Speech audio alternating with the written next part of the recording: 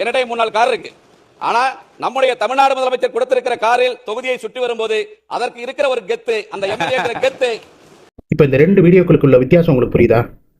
ஒரு பக்கம் சோத்துக்கே வழி இல்லாம திண்டாடுற கூட்டம், இன்னொரு பக்கம் கெத்துக்காக பதவி வெறியில பணம் இருக்கிற கொழுப்புல ஆடுற கூட்டம். அந்த ஆள் எப்படி பேசுறான் பார்த்தீங்களா? என்கிட்ட ஆல்ரெடி 2 3 கார் இருக்கு, இப்ப முதலமைச்சர் கொடுக்குற கார்ல சுத்தினா எனக்கு ஒரு கெத்துங்கிறார். உன் கெத்துக்கு மக்கள் வரி பணம் தான் கிடைச்சிச்சா? சட்டமன்றத்தில் இருக்க 234 உறுப்பினர்கள்ல 90% பேர்கிட்ட காரு, பணம், பதவி எல்லாமே இருக்கு.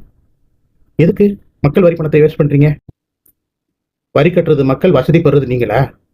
இது என்ன கூத்து, கேலி கூத்து ஜனநாயகம்?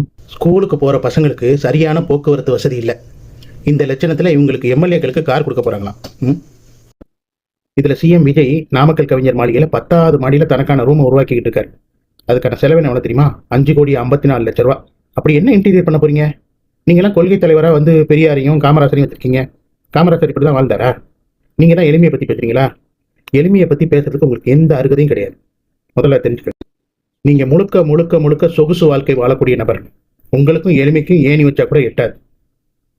முதல்ல நீங்க அந்த கொள்கை தலைவர்ல இருந்து அந்த தலைவர்களை தூக்கிடுங்க, அதான் பெஸ்ட். அதுதான் நீங்க அவங்களுக்கு செய்யற நன்றி கடை. விவசாயிகள் வறட்சி நிவாரணம் கேட்கறாங்க, அதை கொடுக்கறதுக்கு உங்ககிட்ட பணம் இல்லை. மகளிர் உரிமைத்துறை 2,500 கேட்கறாங்க, அதை கொடுக்கறதுக்கு உங்களுக்கு வழி இல்லை. இந்த இளைஞர்கள், படித்த இளைஞர்கள் 4,000 ரூபாய் உதவித்தொகைக்காக காத்திருக்காங்க, அதை கொடுக்கறதுக்கு உங்ககிட்ட பணம் இல்லை. அயலக உதவி திட்டத்தில் மாணவர்கள் உதவித்தொகையை எதிர்பார்த்து உட்கார்ந்துருக்காங்க, அதை கொடுக்கறதுக்கு உங்ககிட்ட பணம் இல்லை. இந்த 234 உறுப்பினர்களுக்கு நீங்க கார் வாங்கி கொடுத்து தலையிறீங்க. ஊரா வீட்டு நெய்யில இனிப்பு சொல்றது நீங்க தான் முழுக்க முழுக்க.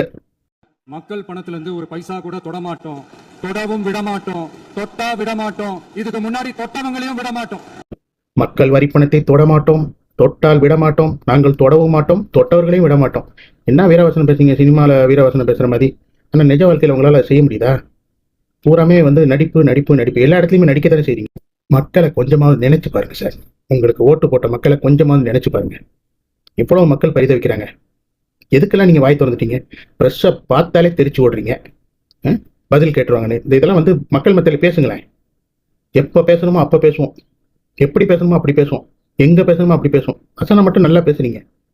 இது சினிமா கிடையாது. இன்னைக்கு திமுக எம்எல்ஏக்கள், சிபிஐ இவங்கெல்லாம் கார் வேணான்னு சொல்லிட்டாங்க.